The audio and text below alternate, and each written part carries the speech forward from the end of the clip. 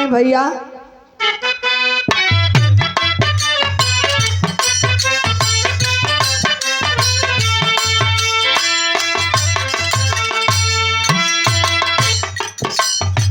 छोटी मोटी सासू बाड़ी, छोटी मोटी सासू बाड़ी, लमहर दामाद हो, तने सामने रह पहुना, तने सामने रह पहुना, पर खबली हो, तने सामने रह पहुना, पर खबली हो, तने सामने रह पहुना, पर खबली हो, तने 10 रुपया। फूलचंद। अच्छा फूलचंद महुआ भी नहीं कर रहा का? टाइम हो गया ना। हम सोचा है तनी टाइम नींद खोली गवा ऐसे महुआ भी नहीं कर रहा है। बैठा है बेचारे। बैठ जाए बैठ जा बैठ जा। 10 रुपया बहुत बहुत धन्यवाद। जय भीम जय भारत जय मूल निवासी। हमारे समाज के पास रुपये पैसा ना बा तो दे कहाँ से? कुल बेईमान है तो सारे बेईमानी कैली है। 10 रुपया 10 लाख बराबर बा सरू सरगम के लिए।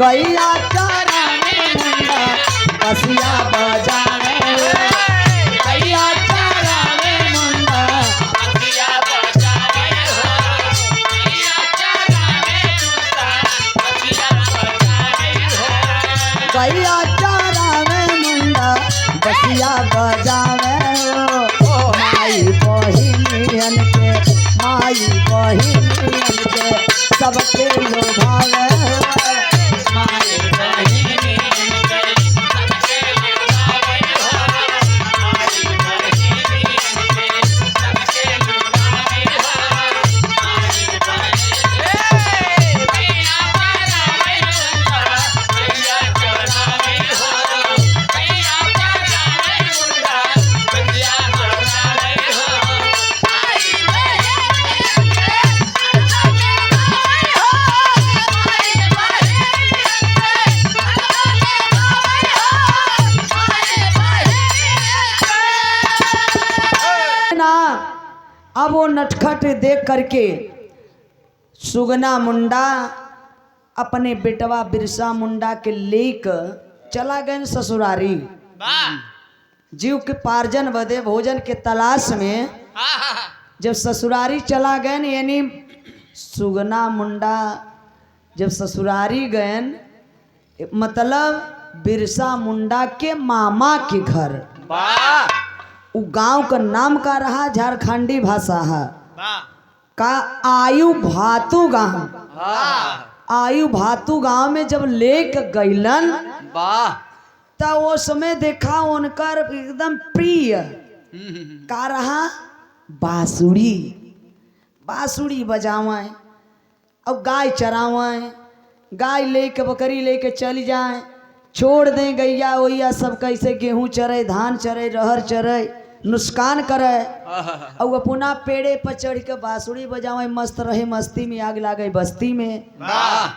तो लोग देखें तो एक दिना शिकायत करे लागन सुगना मुंडा से। कहा ये सुगना मुंडा अरे यार तुहार बेटवा आई का गाय भैंस छोड़ देत बा सब नुकसान करता और तुहार बेटवा केवल बांसुरी बजावता।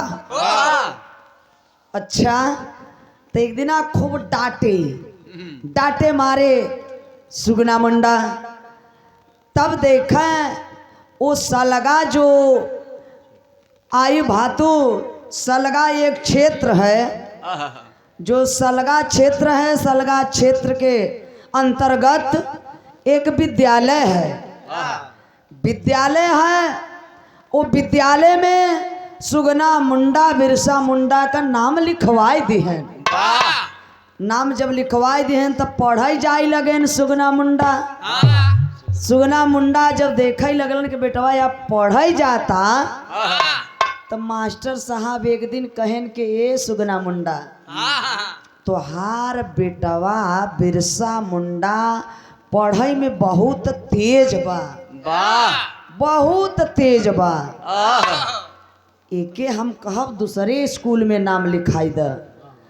तब वो सुगना मुंडा कैलन का एक लाइन तर्ज लगल मास्टर।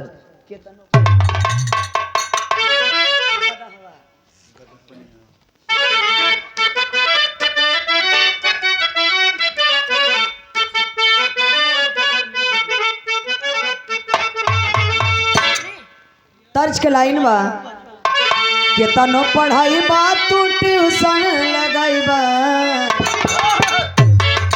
केतनो पढ़ाई बा तू ट्यूशन लगाई बा, यही गदहवा के कैसे मनई बनई बा, गदहवा के कैसे मनई बनई बा, गदहवा के कैसे मनई बनई बा।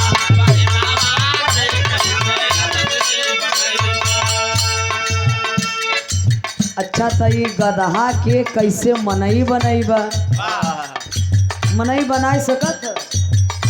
हाँ ज्ञान दे धीरे धीरे लाला का बढ़ल बा उमरिया, धीरे धीरे लाला का बढ़ल बा उमरिया, नजरिया हो बाबू देखल भर के, नजरिया हो बाबू देखल भर के, नजरिया हो बाबू देखल नजरिया हो बाबू देखल भर के, नजरिया हो बाबू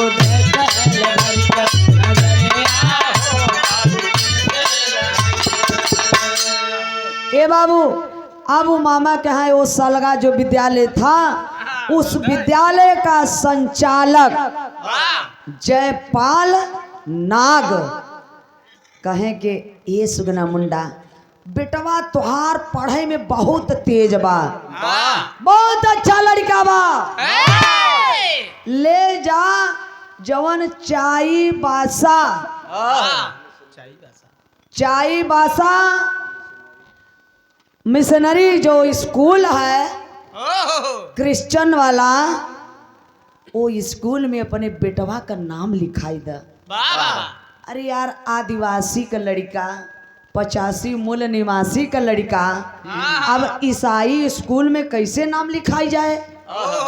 तो सुगना मुंडा कैलन का अपने बेटवा का नमवा बिरसा मुंडा, मुंडा नमवा हटाए के बिरसा डेविड, बिरसा डेविड नाम रख के तब ले गईलन चाईबासा ईसाई स्कूल में अपने बेटवा का नाम लिखाई दिहन। वाह। अब बेटवा का जब नाम लिखाई दिहन तब बिरसा मुंडा वो ईसाई स्कूल में जाए के पढ़ाई लगलन। तो अंग्रेज वहाँ पढ़ाई का पढ़ावा कुल कूटनीति, राजनीति, रणनीति, जैसे लड़वैये में कई प्रकार के आदमी होथिन, रंगबाज, ताऊबाज, रणबाज, रंडीबाज।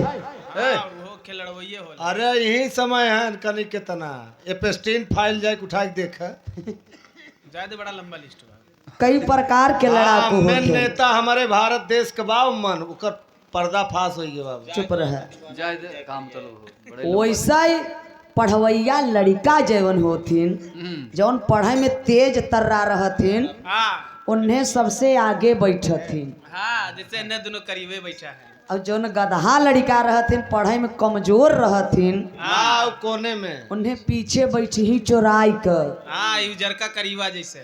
ए बाबू ए लड़का चोराई के बैठी ताकि मास्टर साहब हमसे पूछ न लें। अच्छा तो वो ईसाई स्कूलिया में पढ़ाई का होता का और बिरसा मुंडा पढ़त बाटन वहाँ अंग्रेज बन के पढ़त हुअन। तो कवि जी एक लाइन तर्ज लिखे हैं मास्टर का उहे तर्जबा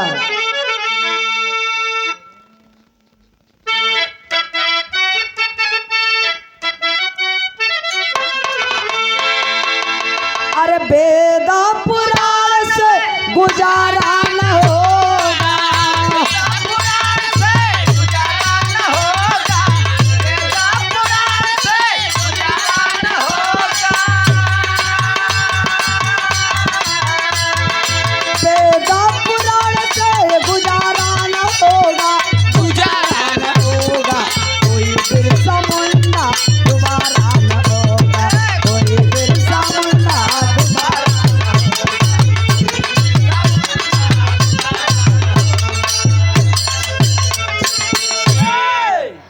बाबू आखिरकार में वो बिरसा मुंडा पढ़ाई कैसे छिप छिप के करत बाटन। जैसे बाबा साहब पढ़ाई को किए बाबूजी, कितनी ठोकर खाए, कितने हमारे महान पुरुष कितनी कठिन प्रतिज्ञा किए, आज तब हम आप लोग यहाँ ऐसे हैं जहाँ आप आज खड़े हैं। अरे आज आप जहाँ खड़े हैं वहाँ बाबा साहब लड़े हैं। आपके पास जो दौलत है बाबा साहब के बदौलत है। आपके जीवन में जो शांति है बाबा साहब की क्रांति है। और आपके पास जो दौलत है वो बाबा साहब के बदौलत है। आपके जेब में जो पेन है वो बाबा साहब की देन है। बाहर धन्य है बिरसा मुंडा, छुप छुप के वो अंग्रेजों से पढ़ाई कर रहे हैं, क्या जानकारी पूरी ले रहे हैं। ईसाई स्कूलिया में कैले पढ़ाइया,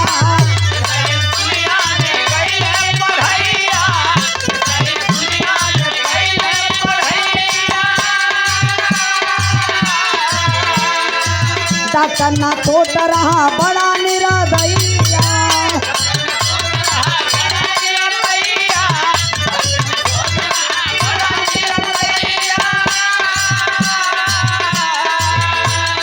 बोल भिला बिना कोई सहारा न होगा,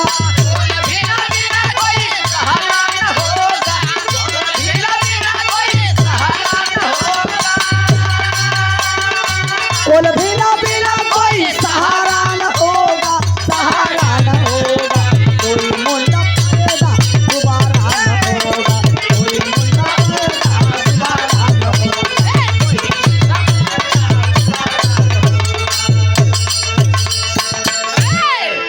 वेद पुराण रामायण महाभारत, रामायण पढ़ोगे, रामायण अगर पढ़ोगे तो पत्नी पर शक करना सीखोगे। महाभारत पढ़ोगे तो भाई से झगड़ना सीखोगे।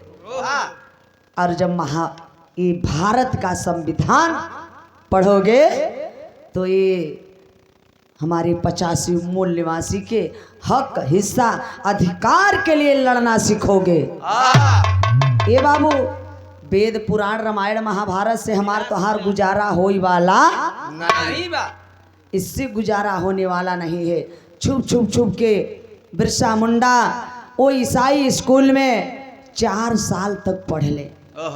अब एकरे बाद जो डॉक्टर नाथोट था, वो डॉक्टर नाथोट बिरसा मुंडा को कह रहा है कि अरे बिरसा मुंडा, तुम अपना ये धर्म छोड़ दो, ये आदिवासी धर्म छोड़ दो। बौद्ध धर्म है आदिवासी धर्म, ये धर्म छोड़ दो। तुम मेरा धर्म स्वीकार कर लो, तुम ईसाई धर्म स्वीकार कर लो। अरे पगला, तुमको राजा बना के रखेंगे, राजा। और सुनो, ये लोग जितने मूल निवासी हैं, जितने बौद्ध धर्म के लोग हैं, जितने आदिवासी धर्म के लोग हैं, ये लोग गद्दार हैं, धोखेबाज होते हैं। तुम मेरा धर्म स्वीकार कर लो, हम तुमको राजा बना के रखेंगे। बाहर बिरसा मुंडा, वीर बिरसा मुंडा से बर्दाश्त नहीं हुआ, सदमा को बर्दाश्त नहीं किए। कुत्ता कमीना हरामजादा, चीर फाड़ के फेंक दे वहां। मैं अपना धर्म नहीं छोड़ूंगा, मैं अपना आदिवासी धर्म नहीं छोड़ूंगा, मैं तेरी गुलामी कबूल नहीं करूंगा। डॉक्टर नाथौट से, जो अंग्रेज का वो संचालक था, टीचर था ईसाई स्कूल में, उससे लड़ाई झगड़ा करके बाबूजी बिरसा मुंडा चले आए घर। घर अलन, उस समय अकाल पड़ा बा। एक जने इतना जने में से जाना था जब अकाल पड़ा रहा था का खात रहा। एक पेड़े के पत्ता नहीं बचा रहे, अमेरिका भेजवाए रहा, सड़हा गेहूं सारू हो रास्ता से लौटवाई ले रहा। उस समय अकाल पड़ा हुआ था। हाँ जब गया है बिरसा मुंडा अपने घर, अपने माई से कहता है कि माँ भूख लगी है माँ, कुछ भोजन तो दे दो। इतनी बात सुन के माँ के आंखों में आंसू भर गया। हे कौनो माई के दिल से पूछा अगर लड़का खाना मांग ले और माई न दे। माई सोचे लागल, कहता कि बेटा तोहार बाबू गइल बाड़े जंगल में, फल ओल कुछ जंगली ले आई है बेटा, तो वही तोहे खाए के मिली। अरे बाप रे बाप, ये सदमा देख करके सोचने लगे आखिरकार में इतने ना।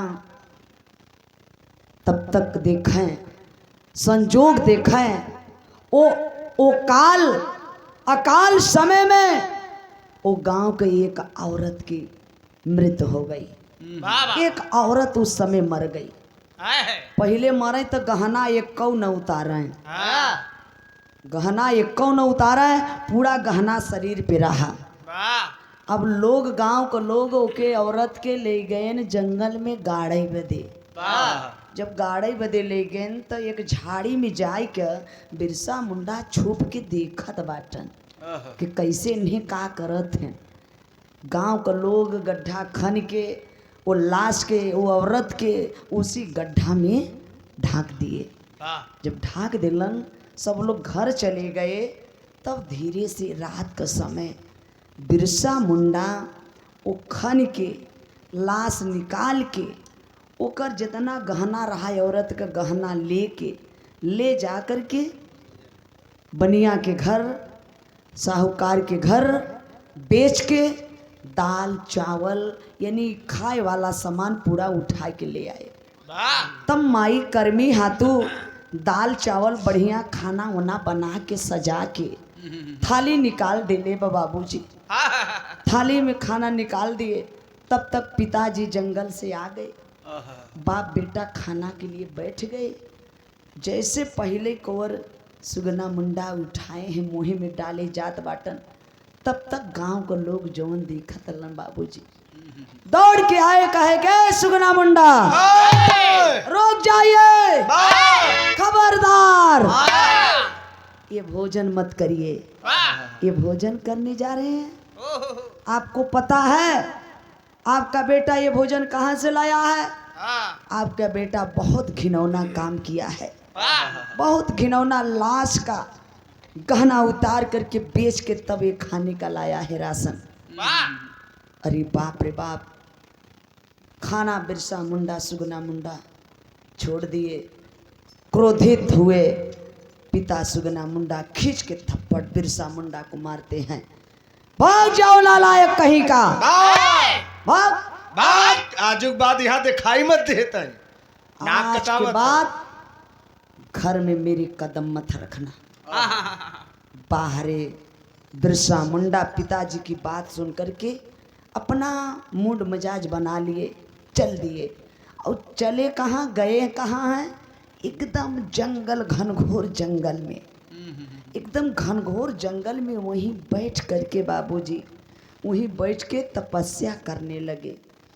और तपस्या का करत बाटन बाबूजी, यहाँ कवि जी एक लाइन तर्ज लिखे हैं मास्टर।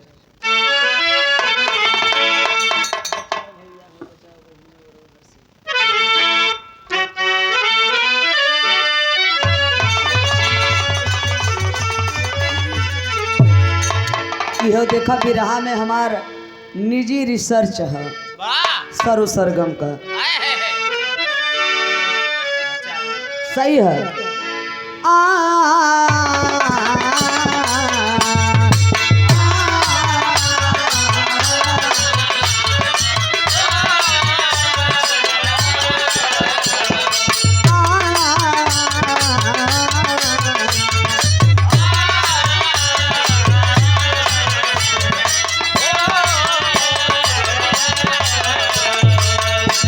बचावा दादा हो, बचावा दादी हो, बचावा माई हो।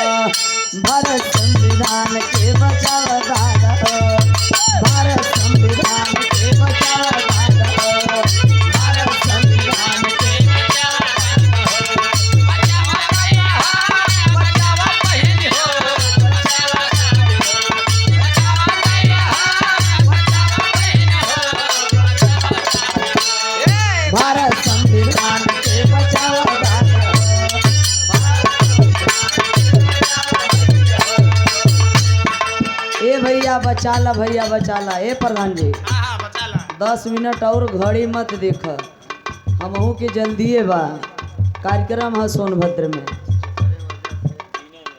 आ?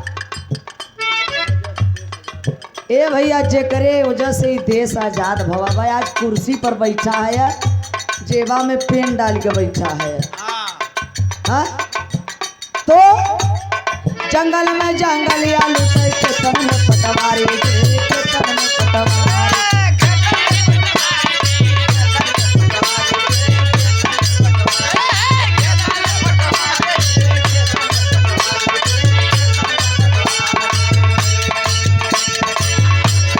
नून तेल में बनिया लुटे कपड़न में व्यापारी गे, कपड़न में व्यापारी।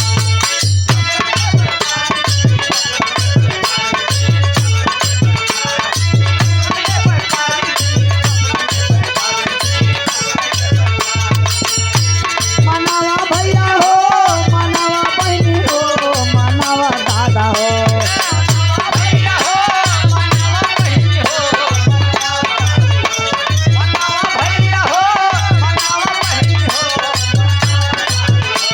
मनावा राजा हो, मनावा दाई हो, मनावा दादा हो। अपने देवी देवा के मनावा भैया हो, अपने देवी देवा के मनावा भैया हो, अपने देवी देवा के मनावा। अपने देवी देवा के मनावा भैया हो, अपने देवी देवा के मनावा भैया हो।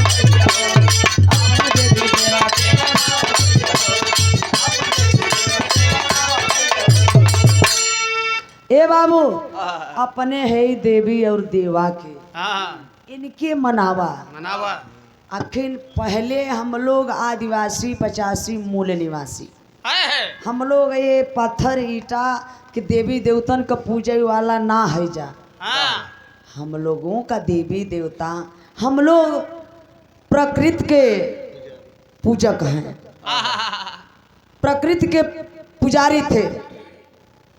अन्न के पूजा, पेड़ का पूजा, नदी के पूजक, पहाड़े के पूजक, फसल के पूजक, सूर्य के पूजक। ए बाबू लेकिन ई बिचवा में न 33 करोड़ देवी देवता आई गए हैं बा घुसूरी गए कुल और 33 करोड़ देवता, 56 करोड़ भवानी। हाँ भवानी जाना था भवानी जब पकड़ ले था। हेलो ए बाबू, तो हम लोग प्रकृति के पूजक थे, लेकिन आज 33 करोड़ देवी देवता हमें तो हैं। केहू के डीह बाबा पकड़ लेहन, केहू के भवानी माई पकड़ लेहन, केहू के फूलमती पकड़ ले बा। नवरात्र आए ले जाब, गया बैठाई देब, रुपया पैसा खर्चा कई के जाब, तब भूतवा सरवा पिछवा चला आवता घरे, तब पीछा नहीं छोड़ता। आखिरकार में बिरसा मुंडा जब वो जंगल में जाए के लगलन तपस्या करे, तपस्या करने लगे तो देखा है वो आदिवासी के जो देवता थे सिंह बोंगा आ करके आशीर्वाद देते हैं, जाओ बेटा, अरे तू ही तो एक लोकप्रिय नेता होगा, तू ही तो ये गरीब ये आदिवासी 85 जननायक होगा, अरे तू ही लड़ाकू होगा, जाओ बेटा तुमको आशीर्वाद देते हैं। इतना बड़ा आशीर्वाद दिए सिंह बोंगा जी कि उस समय बिरसा मुंडा कितना केहू का पुरानी से पुरानी रोग रहे, बिरसा मुंडा ऐसे रच के फूक दे, जंगल वाला जब खड़ पत्ता कोनो दवाई लियावे दे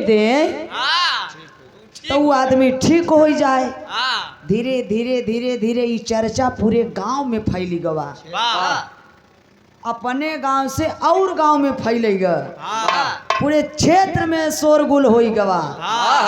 अरे यार जे बीमार बा जे मरई लगा, अगर ओके जे बचाई लिहेस तो करे लिए वो भगवान न बा।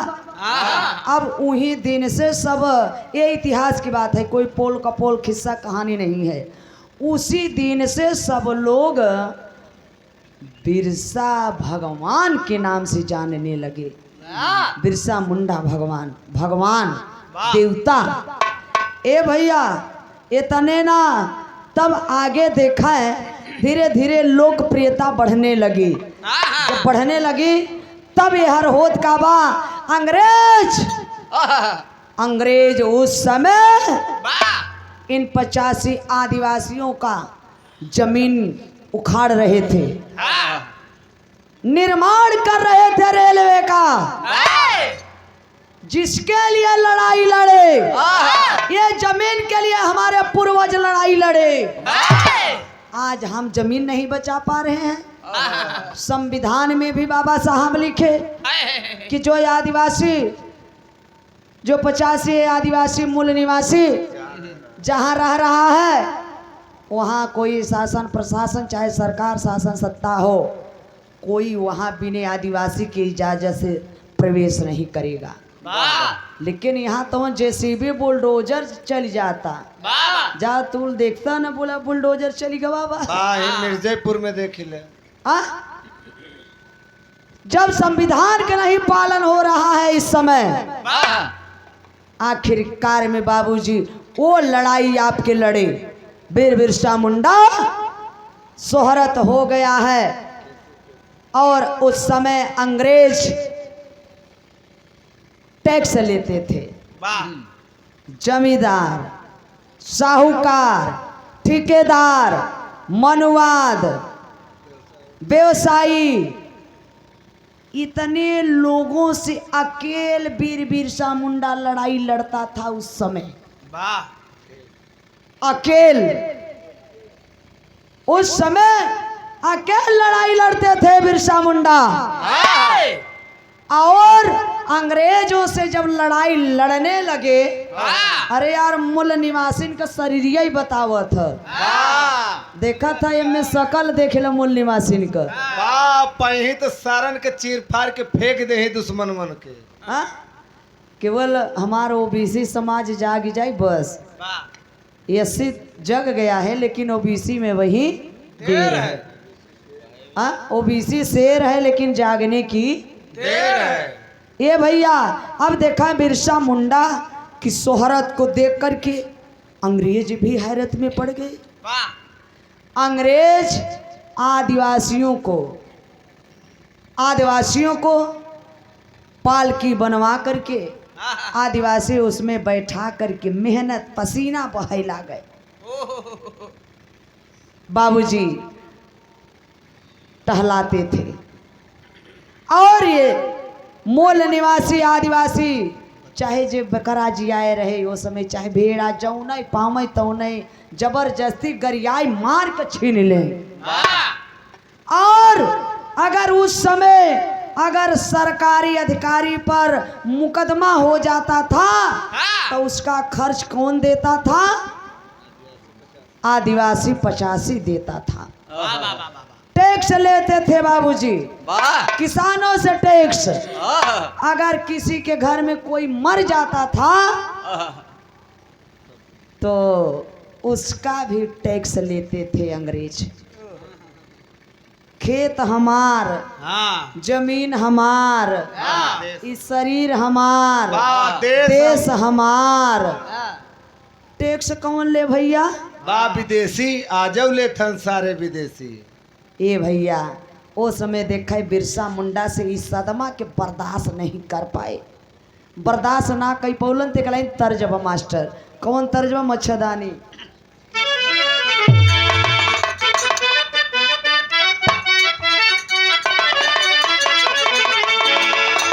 मन करे सिलावट पे लोढ़ा से, अरे कुछ दी जवानी रजऊ।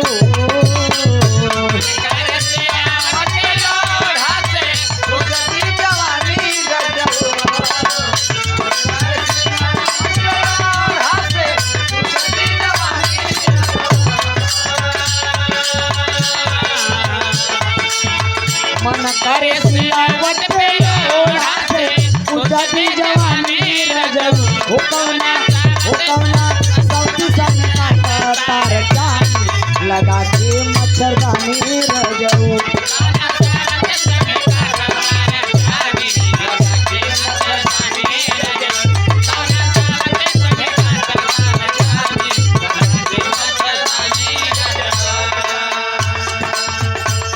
अच्छा तनिका सोचा सीढ़ी पर हरदी मसाला पिसात रहा तवन सरवा जवानी कुचाई लगा छटकत नहीं रहा ऊपर हो कहाँ छटके दबे कहाँ छटक के जाए? अरे थुथुराई फुथुराई के उस पिछाई जात रहा।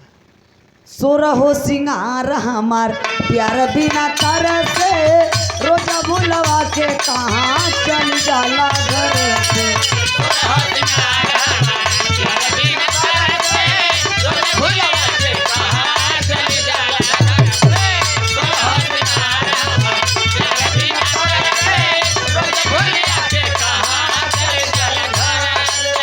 रतिया के खटिया के पटिया पे दुख सहतानी रजऊ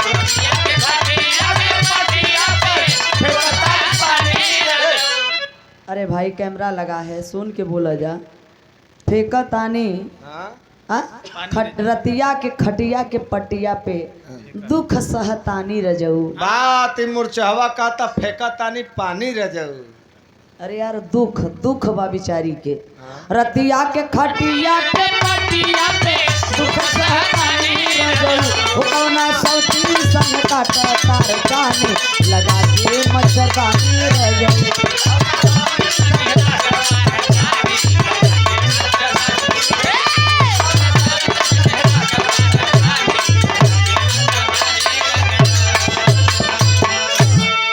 अरे यार कौने सौती संगे काटा तारा चानी का कोनो मेहरारू बर्दाश्त करी है भैया ए बहनी हर सवत बर्दाश्त होई ही न बर्दाश्त होई न नहीं बोले जा का कोनो औरत बर्दाश्त करी है बा बर्दाश्त कैलू तो खाली अखे तू बर्दाश्त होई दे देव जहर मर जाई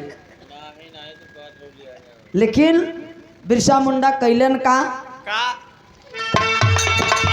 देशवा के असली मोल निवासी बानी मरम नाही जानी भैया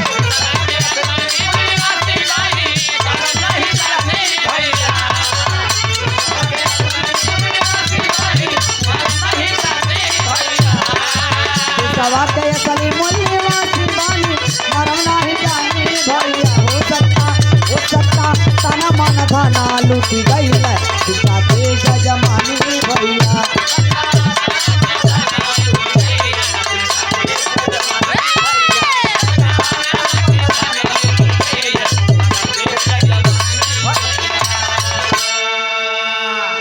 ए बाबू आखिरकार में बिरसा मुंडा लड़ाई लड़ते हैं लोग बिरसा मुंडा का जब मूल निवासी आदिवासी 85 साथ देने लगे बिहार के लोग वहाँ के तब अंग्रेजों को और खटक गया जब खटक गया तब देखा है बिरसा मुंडा सुगना मुंडा दोनों बाप और बेटा को 24 अगस्त 1895 को हजारीबाग जेल में बंद करा दिए 2 वर्ष के लिए।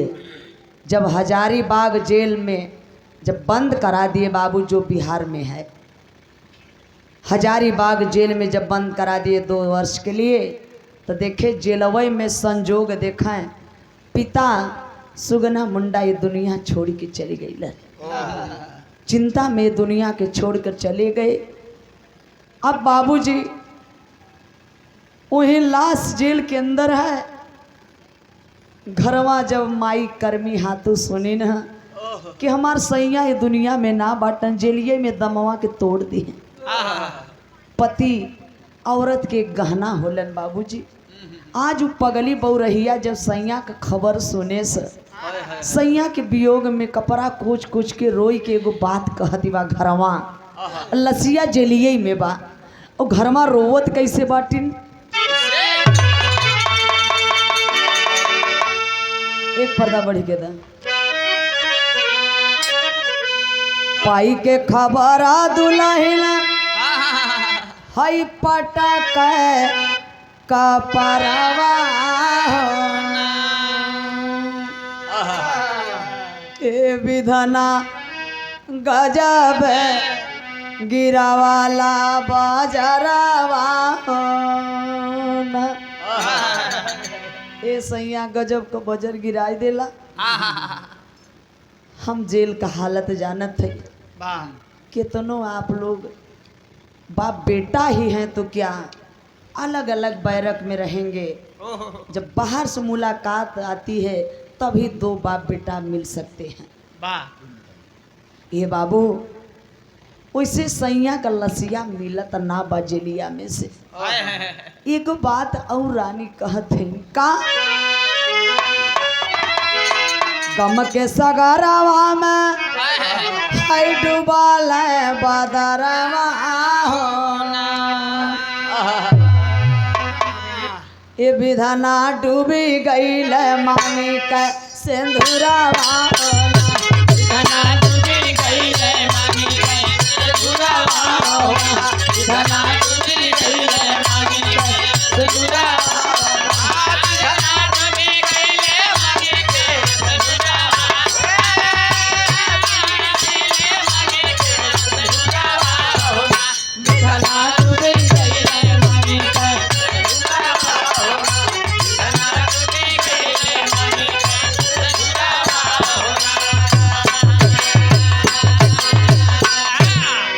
के करे आधार जियावा हाय के करे सहारावा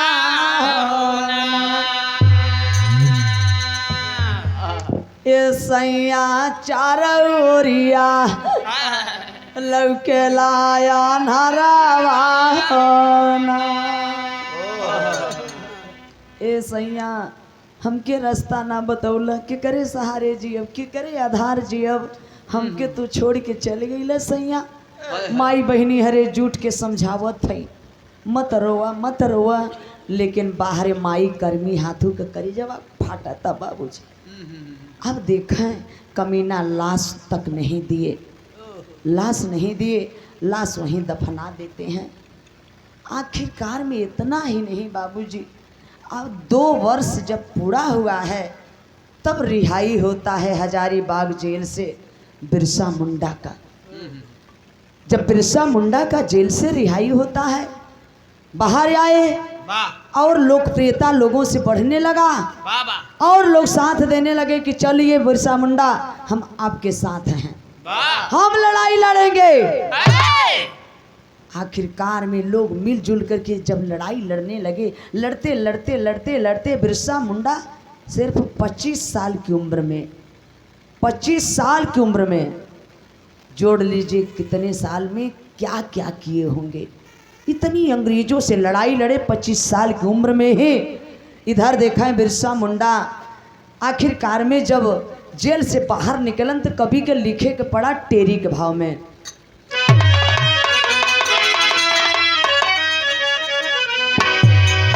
अरे अन्यायी अवना गोरकिन कह चली अरे अन्यायी अवना गोरन कह चली अरे जागो अमर सपूतो कहती धरती माई जय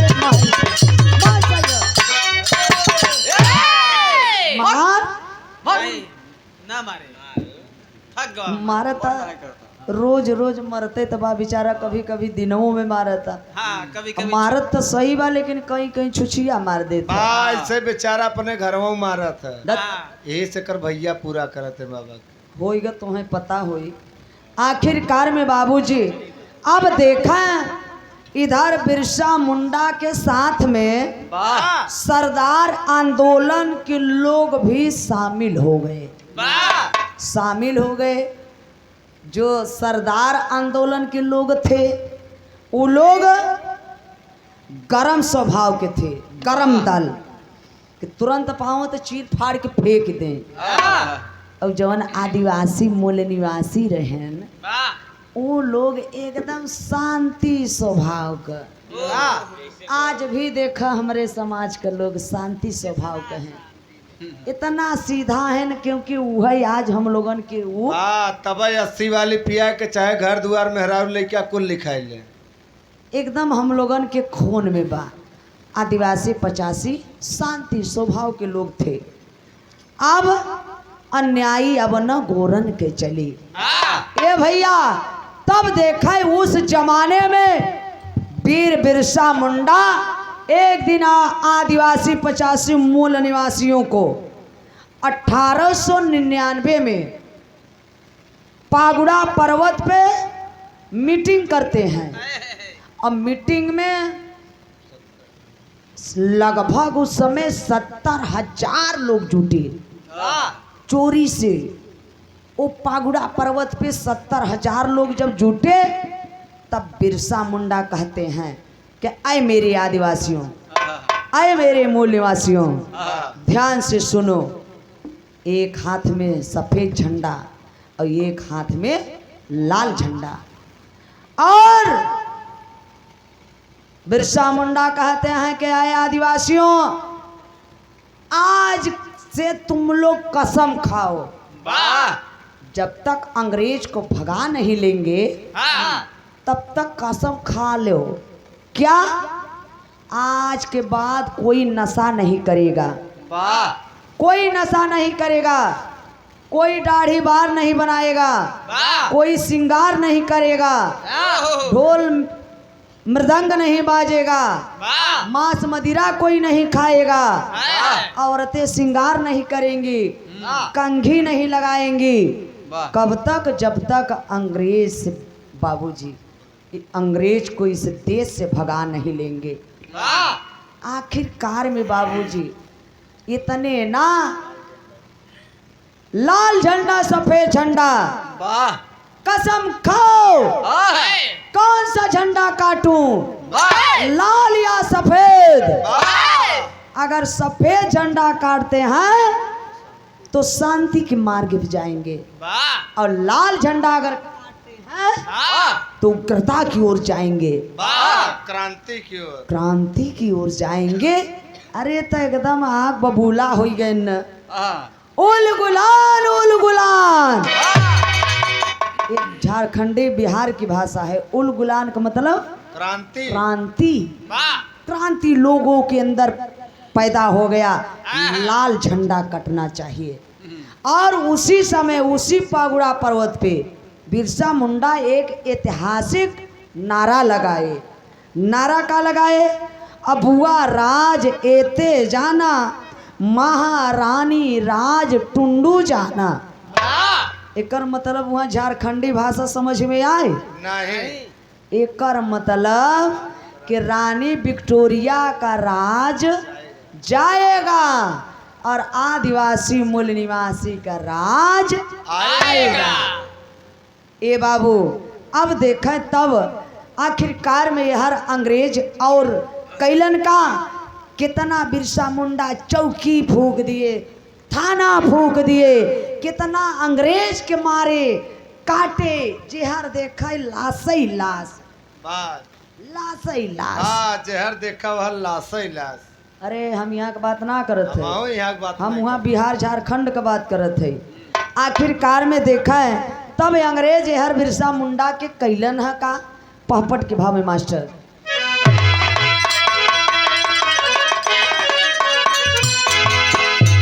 अरे गिरफ्तार कर बांधे सर खूंखार सार गोरकी वाले, और लगे जमाने लंदन का अधिकार सार गोरकी वाले।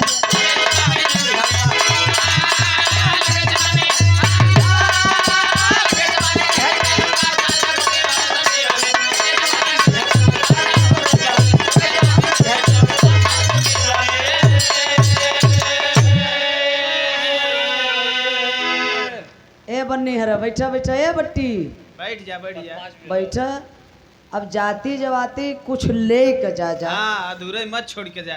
कार्यक्रम समापन होई तब तू लोगन की जाए के बाद। हाँ, हाथ पांव बधवा कर पापी देहल किल ठोकवाई हो, और लगे जाम छलकाने पापी नंग बदन कराई हो। टांग रिवाल्वर खूंटी पे बदकार सार गोरकी वाले, और लगे जमाने लंदन का अधिकार सार गोरखी वाले। ने जाने कितनी बाबूजी थाना चौकी अंग्रेजन के काटे मारे, अंग्रेज गवर्नर, कमिश्नर, आईजी, डीआईजी जितने अंग्रेज के अधिकारी थे, अकेले दम बाबूजी 25 साल की उम्र में अंग्रेजों से लड़ाई लड़े, कितने थाना चौकी फूके, तब 500 रुपया इनाम रख दिए अंग्रेज। अरे आजू को 500 कितना बजानत था? लगभग 5 करोड़। वो जमाने पे 500 रुपया इनाम रख दिए। अपने लोगों ने ही 500 रुपया के लालच बीर बिरसा मुंडा को पकड़वा दिए, अंग्रेज गिरफ्तार कर लिए। जैसे बाबा साहब कहे कि हमें धोखा दिया है तो अपने लोगों ने। बाबा साहब कहे कि जितना हमें पढ़े लिखे लोगों से डर है उतना अनपढ़ लोगों से डर नहीं है। उसी प्रकार लालच में 500 के रुपया इनाम में बाबूजी लालच में पकड़वा दिए। जब बिरसा मुंडा को अंग्रेज गिरफ्तार कर लिए, पुनः ले जाते हैं हजारीबाग की जेल में डाल दिए। जब जेल में डाल दिए तो 2 लाइन आल्हा बा मास्टर।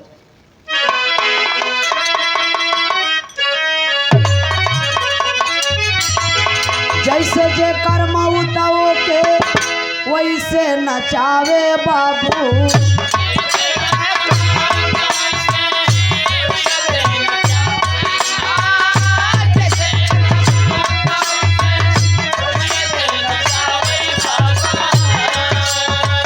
रहा इसका बाज भारी पापी बगता।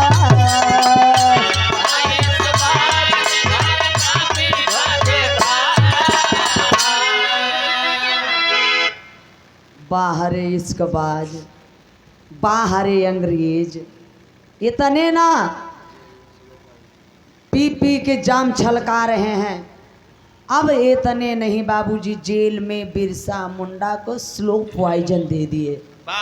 स्लो पॉइजन दे दिए। धीरे धीरे धीरे धीरे धीरे धीरे बिरसा मुंडा उसी हजारीबाग में बाबूजी दम को तोड़ दिए, दम को तोड़ दिए। बाहरे कमीना, बाहरे अंग्रेज, बाहरे मनुवाद, बाहरे जिम्मेदार ठेकेदार साहूकार, ये लोग गद्दार बाबूजी बिरसा मुंडा का लाश तक नहीं देते हैं, ले जाते हैं नदी के किनारे जला देते हैं। धन्य है वो वीर बिरसा मुंडा जो पार्लियामेंट के अंदर वीर बिरसा मुंडा क्रांतिकारी का बाबूजी फोटो लगा है। आज भी जो बिहार में ट्रेन जाती हैं, झारखंड में जहां बिरसा मुंडा लड़ाई लड़े थे बाबूजी, वो जगह स्टेशन बना है। पूरे भारत की जितनी भी ट्रेन अगर जाती हैं उस रास्ते से, वो ट्रेन रुक करके बिरसा मुंडा को 2 मिनट ही भले रुके तो का सलामी देकर ही गाड़ी आगे बढ़ती है वो ट्रेन। धन्य है वो वीर बिरसा मुंडा, बाहर देश के जवान। इतना बड़ा हमारे लोगों के साथ अत्याचार हुआ बाबूजी, तो धन्य है हमारे वीरों की वृताई। ऐसे ऐसे जिससे चाहे जो भी हो सका वो देश के लिए अपनी अपनी कुर्बानी कर दिए। चाहे ज्योतिबा राव फुले जी हों, छत्रपति साहू महाराज जी हों, नारायण जी हों, कबीरदास हो, रविदास हों, गौतम बुद्ध जी हों, बाबा साहब हो, कांशीराम जी हो, धरती पुत्र मुलायम जी हों, बहुत बहुत कुर्बानी किए हैं। यहीं से अब बिरहा का हमारे समापन बा। आप लोगन में एक नया चिनगारी है। बेटी सौम्या सरगम है, देखिए 4th क्लास में पढ़ती है इलाहाबाद। जब मैं जेल चली गई थी तो हमारे बच्चों के अंदर भी कूट कूट के भर गया है, रोम रोम में मिशन है। वास्तविक में अगर सरो सरगम मर गई बात टेंशन ना है बा, कोई तैयार है, हिम्मत है। इसकी जज्बात को देखिए, 12 साल की उम्र में ही बेटी, हमने कभी कुछ सिखाया न पढ़ाया है। लगन होना चाहिए। बच्ची सिर्फ मोबाइल से अपना सीखना, गाना बजाना सब कुछ करती है और पढ़ाई भी करती है। संजोग इतना नहीं रहा कि अप्रैल बाबा साहब की जयंती के उपलक्ष्य में छुट्टी था तो ये बोली कि हम भी चलेंगे घूमने के लिए। तो देखिए एक छोटा सा गीत आप लोगों के बीच रखेगी सौम्या सरगम। आइए। आइए कमान द स्टेज सौम्या।